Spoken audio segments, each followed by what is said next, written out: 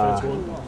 The defense won today, and you know what was exciting about it? They were down 10-8 with 2 plays to go, and they won the last 2 plays to get to the tiebreaker, and then finished strong with a great play at the end by Justin Glenn. And it wasn't an easy play. We're in man coverage. We lined up an empty. They had to get aligned, and Justin made a play on the bowl, and so that's exciting. And that's how it should be as we keep growing and getting better as a football team. The offense won yesterday. The defense battled back and came back and won today.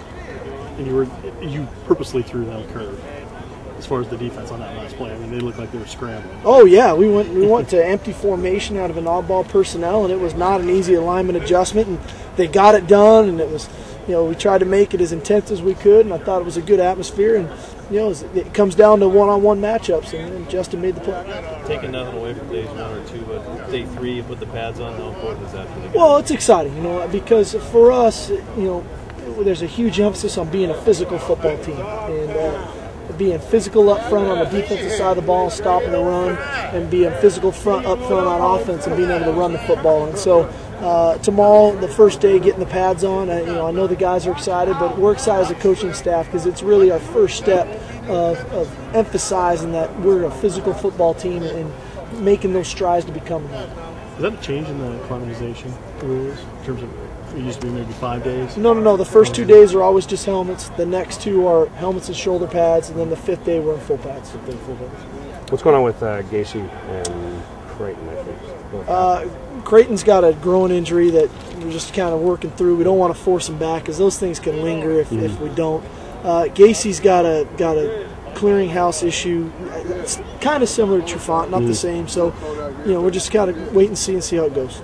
But yesterday he was out here, right? So he was out here. Yeah, they evaluated a couple things, and you know, we just got to communicate. We're sending things back and forth just to make sure. So he could be back tomorrow, or could be back tomorrow. Could be anytime. I don't know. Sometimes with that stuff, you know, I wish I knew more because that part of it gets frustrating. You don't always know, and so you kind of sit here in limbo. What have you seen out of your tight ends, and how big a part of the offense you expect them to be? Well, I think Cavario's come to camp in really good shape. I think he's doing a nice job in the run game and in the pass game. I've really been encouraged by Dorson Boyce. He's a guy that we, you know, initially recruited to come in here and be a blocking type guy, but he's shown athleticism, he's showed playmaking ability on the ball, and he's shown that blocking ability, which is exciting. You know, and I think for Chris Isbicki, it's a good challenge because now he's battling to stay in that top, you know, the top 2 spots, and so. And then you add those young guys in the mix with Chemo and Marleon, and it's a really good group. And how important is that position in your offense? Oh, it's a big deal, you know, because you know we don't want to be a team that has to line up and 3 and 4 wides all the time. We like to be multiple. We like to have multiple tight ends on the field because of the run threat. But to have the ability to still throw the ball at those guys in the field is critical in our system. You kind of singled out Aguilar as had a good day yesterday. What sure about did. Today? Well, it's frustrating. You know, he had rolled his ankle a little bit early in practice yesterday, and then had a great practice. I mean, made play after play, down the field throws, and just came out today, and it was a little tight. And we've got a good group of wideouts, and we're just taking the mindset with our entire football team. There's no point in pushing a guy too hard too early right now when we have the depth that we have, especially at those spots. So we just gave him the day off. Hopefully he can come back tomorrow and be full go. Did James Johnson do, again today, what he did yesterday? I thought he had a nice day. You know, I mean, I don't know if he was as dynamic as yesterday. Some other guys made some plays today. You know, I like what Jordan Polk was doing today. Curse again made some plays. You know, DeAndre's starting to get back in the speed of things, and you know, I like that group. Runs had a nice day, so that's a good group. And so James is, for a true freshman, his second practice. I couldn't have asked for more. Was Cavario working more with the ones today, or? Same amount as yesterday. We're rolling those guys pretty good. I just think he's showing up more. You know, especially for us in spring. He's being more of an impact guy. His blocks are more critical in the run game and the pass game. You can feel his presence, and that, you know, a guy of his talent, that's how you want it to be because he can be that player. Where are you at in the running back evaluation? Because it seems like you're giving everybody a chance to roll. You know, we're letting them roll. Yeah. We're letting them roll, and the big thing with those guys is until you get to full pads, it's really hard to tell. You know, we're in as we call in the football world, underwear right now. So until we get half pads on and then get into full pads and see how they handle the physicality of the game and the way our defense is going to play, will I think separate itself a little bit. Steve, are you going to have? You only list one fall camp scrimmage. Is that concrete, or are you going to add some? We should have two. We should have two on there. But for us, I know we're scrimmaging the 18th, and then again that can't know the exact date.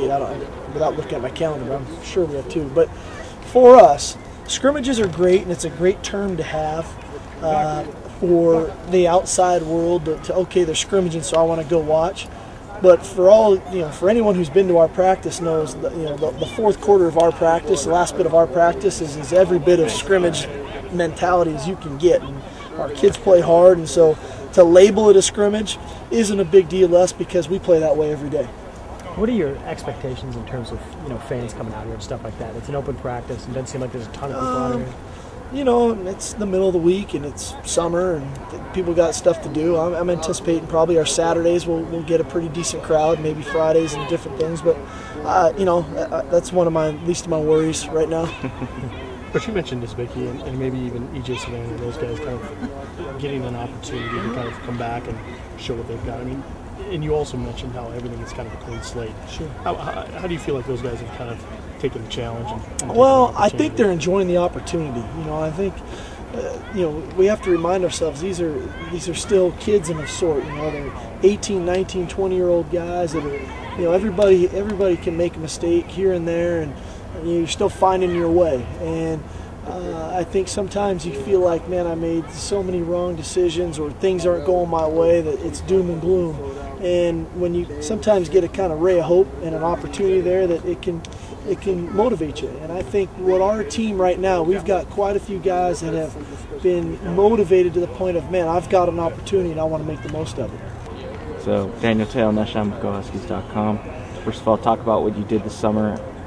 Did you solely just focus on football? Did you have any fun at all? Do school? What's going on in your life this summer? Yeah, football 5 days a week and like twice a day, 4 days a week, or 2 days a week, and a lot of swimming and boating and hanging out. It was a fun summer. Do you feel like everyone's on the same page as you as far as the importance of this upcoming season? I mean, it's your last chance, so do you feel like your teammates are there with you and that you're all on the same page and that everyone's working towards the same goals? Yeah, the numbers this summer were the best I've ever seen, and it's really cool to have a lot of guys working hard. You can trust them. Did you see a lot of growth from some of the guys that were freshmen last year playing, as far as strength and just knowing what's going on out there a little bit more? Yeah, it's really cool. And the freshmen last year are teaching the freshmen this year, so I don't have to do much but just watch. Do you have a sense of urgency personally, since this is your last year? I mean, to get some wins under your belt, go to a bowl game, all that good stuff? Yeah, the winning part is probably the most important and be the funnest. But I try not to put too much pressure on myself. How do you think the defense has come along this summer? You see a lot of cohesiveness out there, and is it carrying over in the early stages here? You guys won today, evidently. You seeing it out there? Yeah, I guess. We have a long way to go and a lot more to put in. So, I mean, it's pretty simple right now. Now I saw you talking to Kelly right after the practice. Are you kind of taking them under your wing, kind of teaching them? It's my second cousin. We're family.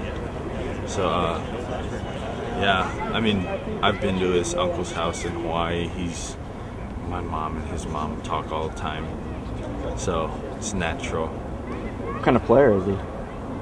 We haven't seen him do much yet, but when we do, I think he's one of the best out of the bunch.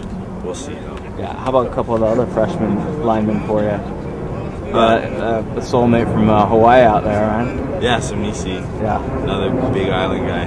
He's really good. He's right there. He's a load. He's like another Mita. Do you see him playing this year, possibly? Probably. We'll see. I have no idea. That I leave that all to the coaches. I have no idea what they. All right. Thanks for your time, Daniel. We'll talk to you later, okay? Thank you. All right. How important is this for you to make this chapter right? I mean, this is my last chance, really, so I got to make it count, and then that's our main focus right now. Tell me about this linebacking core, how good they could be. I mean, you could put us up against any top 3 linebackers in the country. I think that we would be right there with them. Defense, you liking the competition? Obviously, you guys were the defense one on this day today. I mean, it feels like we've been hitting the last 2 days out here, really, because that's how physical our practices are without pads, and we're going to get more physical with pads. Yeah, as a football player, you got to enjoy probably putting those pads on tomorrow. Oh, yeah, that's when some people get exposed. Later in fall camp, I mean, you guys, the team captain thing gets revealed.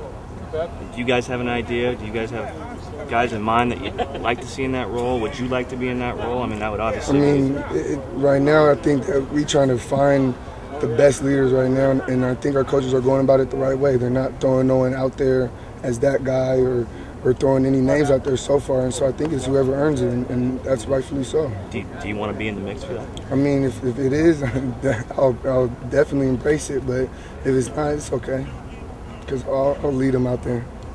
Tell me about the tattoo. Obviously, it means a little bit to you. It's the prayer, St. Francis. I got given to it by a teacher, and it's kind of stuck with me ever since I read it, and it's kind of tatted it on there. Yeah.